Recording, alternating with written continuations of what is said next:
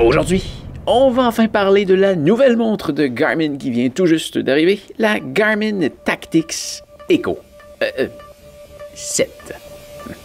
Allez, c'est parti.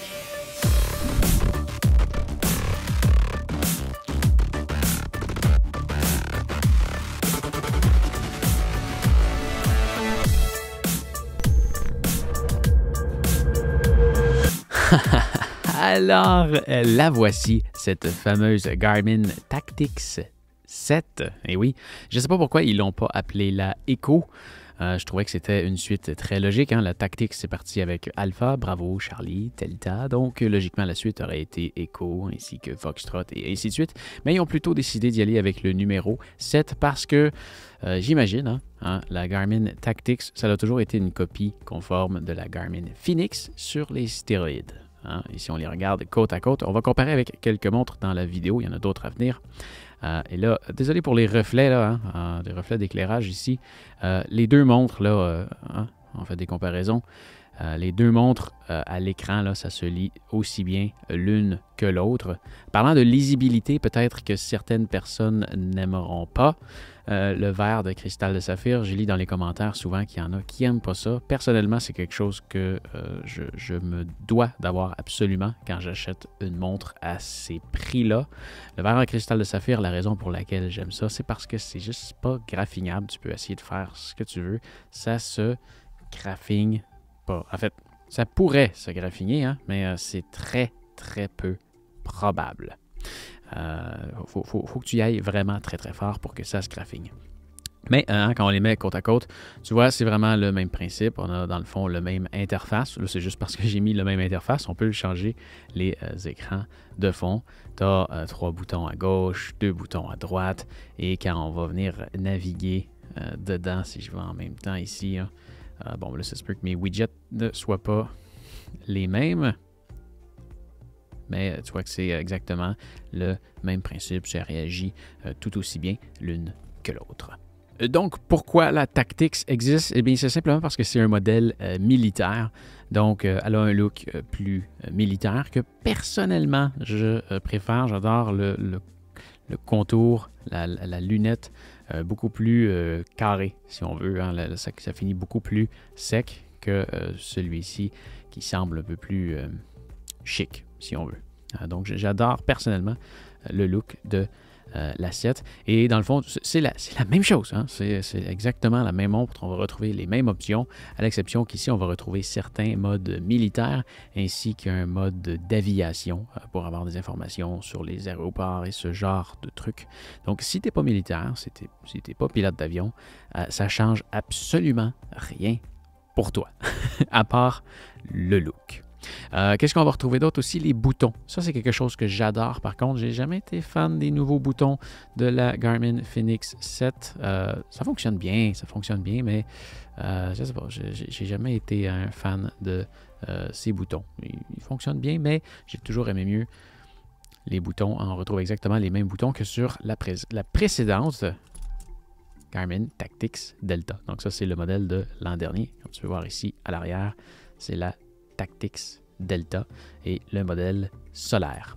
Un petit peu décevant par contre cette année parce que l'an dernier, les années dernières, le modèle Delta était un modèle de la Fenix 6 sur les stéroïdes si on veut parce qu'elle apportait quelques trucs de plus comme par exemple le verre en cristal de saphir et solaire à la fois qui n'était pas disponible sur la Fenix. Je crois qu'on avait aussi une batterie un peu plus puissante. Mais là, comme tu peux voir, on retrouve les mêmes boutons et ils sont très agréables au toucher et les clics aussi sont, je trouve, plus agréables. Les boutons sont beaucoup plus agréables à manipuler. Par contre, si on compare avec le modèle de l'an dernier, personnellement, et ça c'est qu'un choix personnel, je préfère le look du modèle de l'an dernier parce que ici, ce qu'ils ont été faire, c'est qu'ils ont rapetissé la taille de la lunette pour faire place à, ici, là, tu vois, l'espèce de rond qui fait le tour. C'est le modèle Pro. Donc, il y a un capteur solaire et ce cercle ici qui fait alentour, qui est là partout alentour, c'est le capteur solaire. Donc, tu vois ici sur le modèle de l'an dernier, le capteur solaire était beaucoup plus étroit. Donc maintenant, on a un meilleur capteur solaire, mais il fallait qu'il fasse de la place pour l'accueillir. Donc, ils ont été chercher cette place-là dans la lunette plutôt que dans l'écran. Parlant de l'écran, c'est exactement le même écran. C'est peut-être pas le même écran, mais il est exactement de la même dimension et il y a autant de pixels. Et les deux me semblent très, très, très similaires. J'ai eu une question à savoir maintenant. Si tu regardes le modèle standard et le modèle solaire, tu vas voir, si tu regardes dans la description, il y en a un qui va te dire que c'est un verre en saphir et l'autre en power saphir. Eh bien, c'est exactement le même verre. C'est un verre en cristal de saphir. La seule différence, c'est qu'en dessous du verre, sur le modèle Pro, eh bien, tu vas avoir le capteur solaire. Ça, c'est une autre chose qui est dommage, je trouve, parce qu'ils ont fait ce sacrifice d'espace-là sur la lunette pour accueillir le capteur solaire. Par contre, si tu prends le modèle standard, eh bien, au lieu d'avoir l'espèce de capteur solaire ici, tu vas avoir juste un bout noir avec des barres et des... je pense qu'il marque les titres. Tu vois ici, on a marqué en tout petit, si on est capable de voir... Tu vois ici, là, Start, Stop, Lap, ces trucs-là, ils vont être écrits beaucoup plus gros sur le modèle standard. C'est la seule différence. Alors, même s'il n'y avait pas besoin de l'espace pour le capteur solaire sur le modèle standard, eh bien, ils ont quand même gardé la même lentille autour. Alors ça, je trouve ça un peu dommage. Mais voilà. Donc, c'est le modèle de l'année dernière et le modèle de cette année. Et si tu regardes à l'arrière ici, c'est encore assez similaire. Et on a le nouveau capteur cardiaque. Si on vient comparer avec la Fenix 7X, eh bien, c'est pas mal le même arrière. C'est tout fait avec le même matériel. Autre chose à mentionner par rapport au modèle standard ainsi que le modèle Pro. Le modèle Pro vient avec le fameux bracelet de nylon, qui est un bracelet que j'adore, alors que le modèle standard vient uniquement avec ce bracelet. Le modèle Pro, j'ai oublié de le dire, il vient avec les deux bracelets. Donc, celle-là vient avec son bracelet de nylon plus celui-là. Donc, c'est quelque chose que tu obtiens en plus avec le modèle Pro. Et si tu vas vers le modèle balistique, c'est un modèle Pro balistique, mais le balistique, c'est des options pour faire des calculs de trajectoire de balles que tu vas tirer avec une arme à feu. Autre chose super intéressante qu'ils ont apporté, si on regarde sur l'ancien modèle, la Delta, il n'y a pas de lampe de poche. Et maintenant, on a une fameuse lampe de poche. Il suffit d'appuyer 2 fois sur le bouton lumière en haut pour l'allumer. On a une superbe lampe de poche, la même qu'on a sur la Fenix 7. Et là, par contre, tu vois, la dernière fois que je l'ai utilisée, elle était rouge.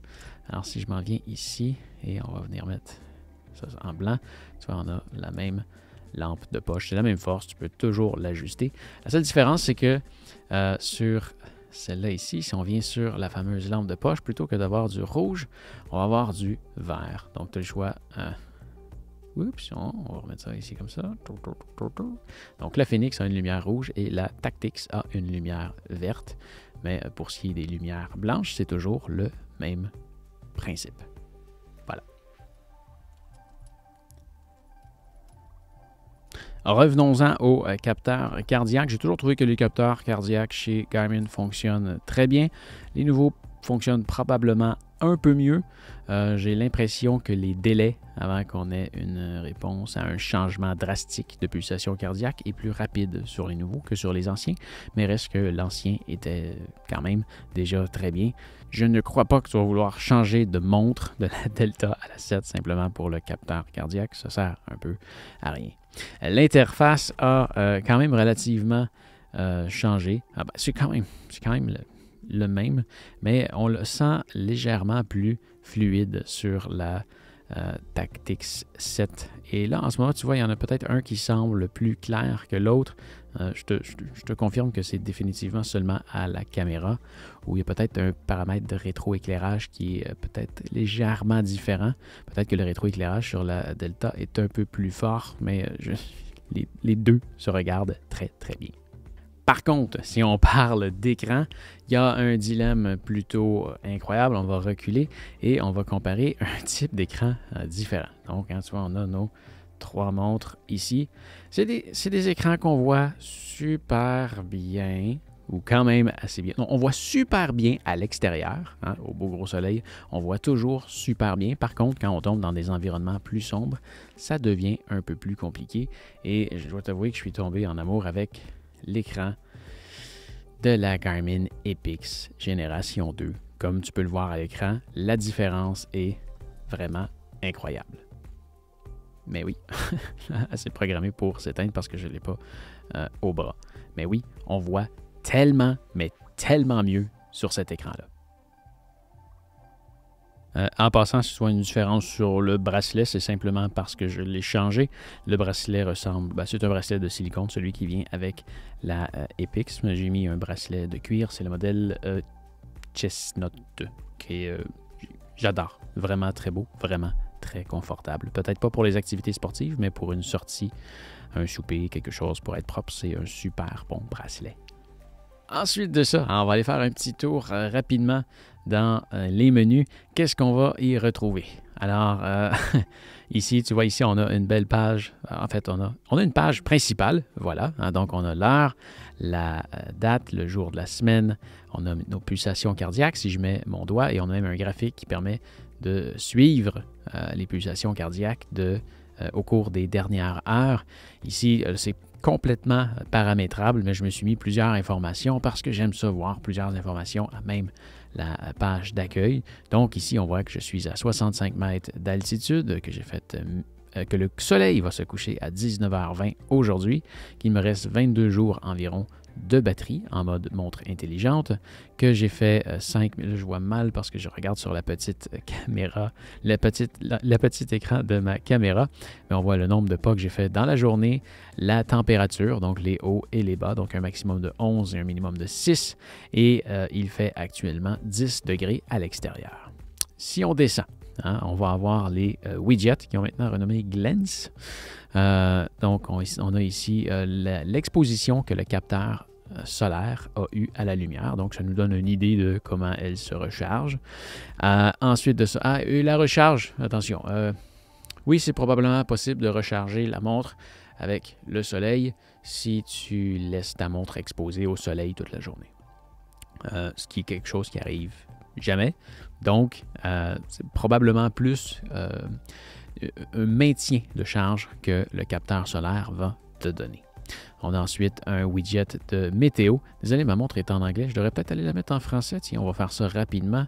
On va aller dans Système. La langue est ici et on va mettre ça en français. Et voilà, ça va être bientôt changé. La navigation se fait ultra rapidement. C'est quelque chose que j'adore. Et tu vois, c'est déjà chargé. Entre les deux montres, là, quand tu as quelque chose à charger, ça va toujours se faire plus vite sur le nouveau modèle. Point final. Donc, hein, on avait la météo et quand on entre là-dedans, on voit la température actuelle, les vents, le taux d'humidité, les pourcentages de pluie qu'il va y avoir, la météo pour les prochaines heures, la météo pour les prochains jours. On va avoir une tendance pour les 8 heures à venir et voilà.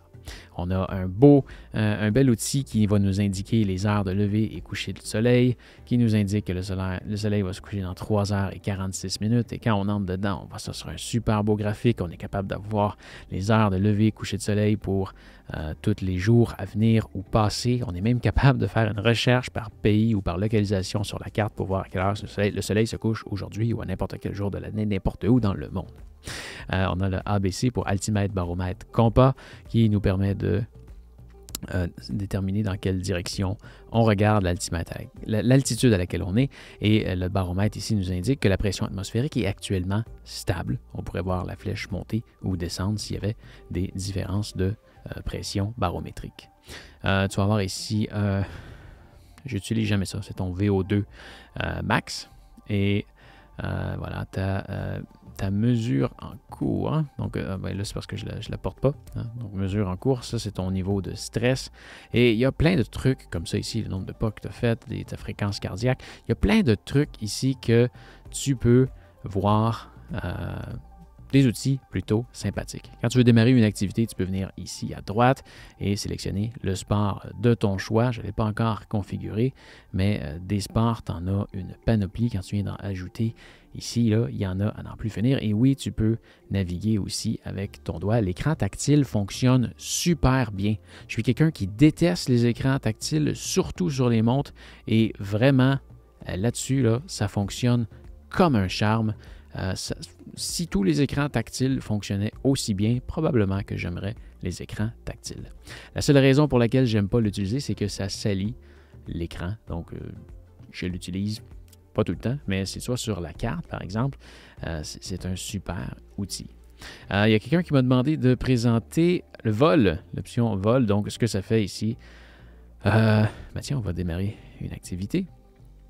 Ça nous indique dans quelle direction on se déplace. Et je ne suis pas pilote, peut-être que je dis n'importe quoi, mais bref, c'est les informations que tu vois de base. Et bien sûr, comme dans n'importe quel sport, tout est éditable à ton goût.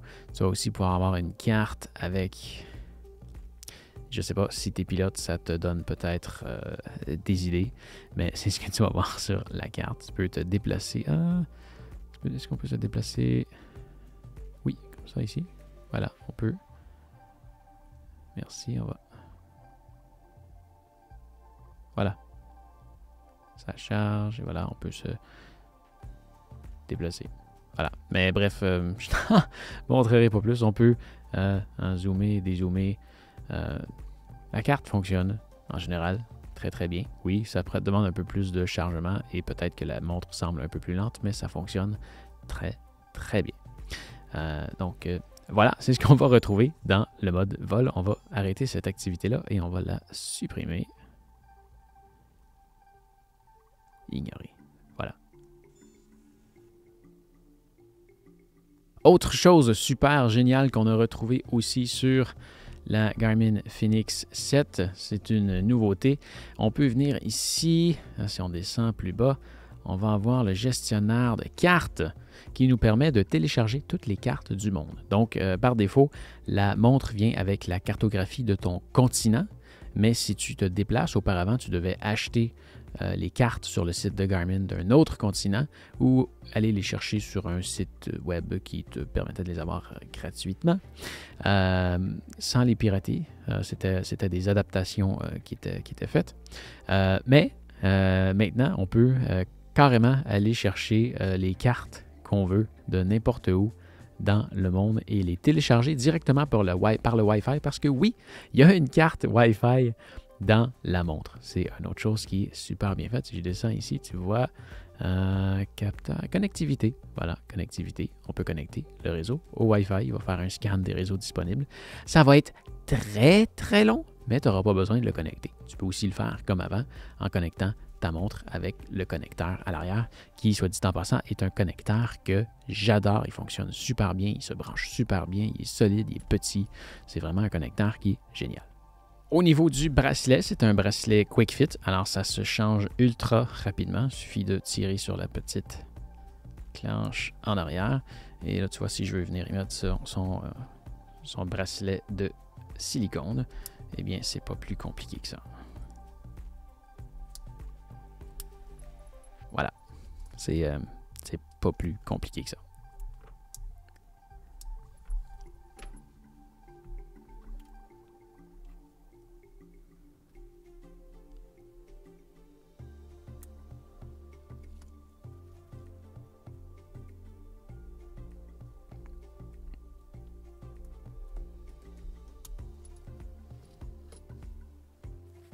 Donc, on n'ira pas tant plus loin que ça aujourd'hui. C'était seulement une vidéo de première impression.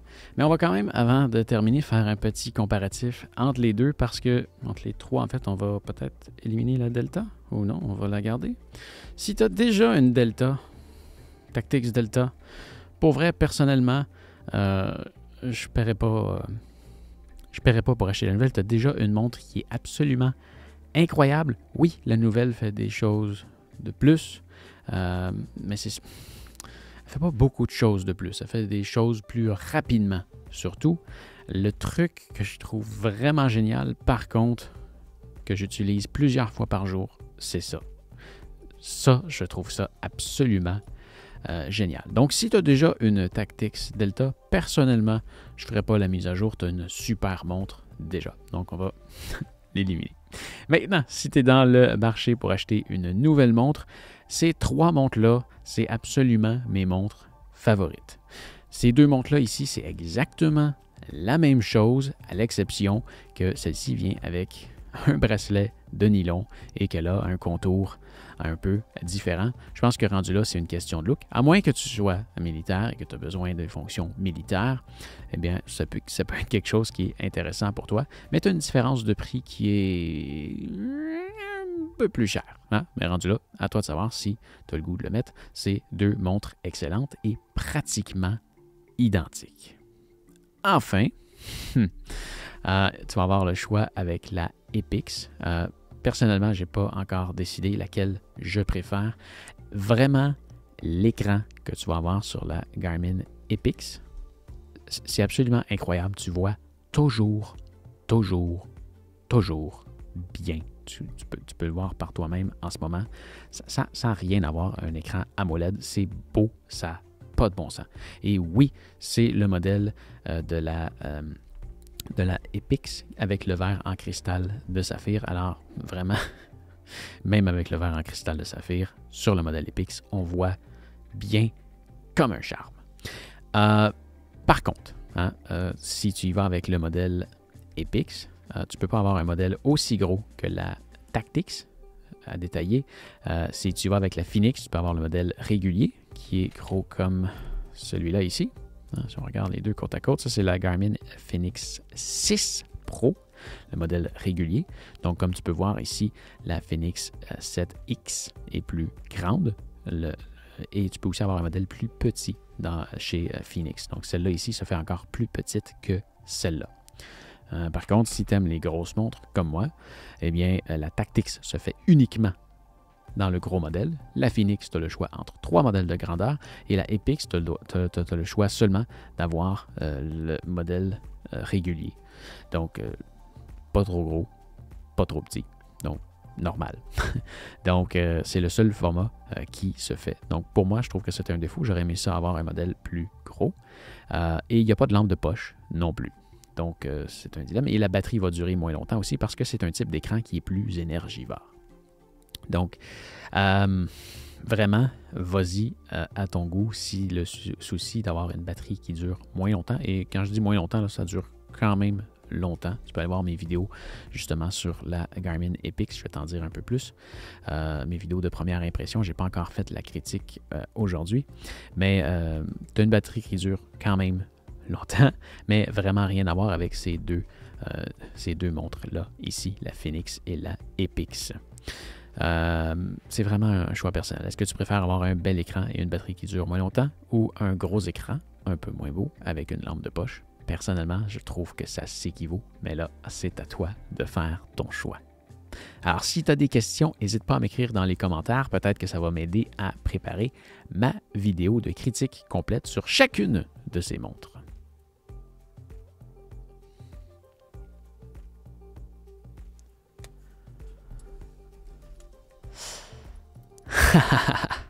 Avant de commencer, je vais mentionner que cette vidéo n'est seulement qu'une vidéo de première impression. J'ai la montre à mon poignet depuis seulement 2 jours et voilà, on va parler de mes premières impressions.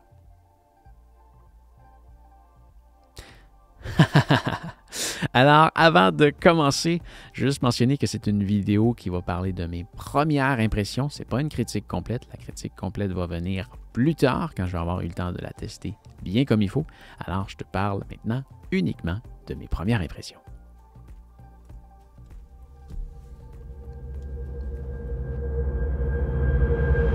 Alors voilà, ça fait le tour pour aujourd'hui. J'espère que tu as apprécié la vidéo. Si tu as besoin d'aide pour trouver le produit en ligne, tu peux toujours regarder avec mes liens dans la description.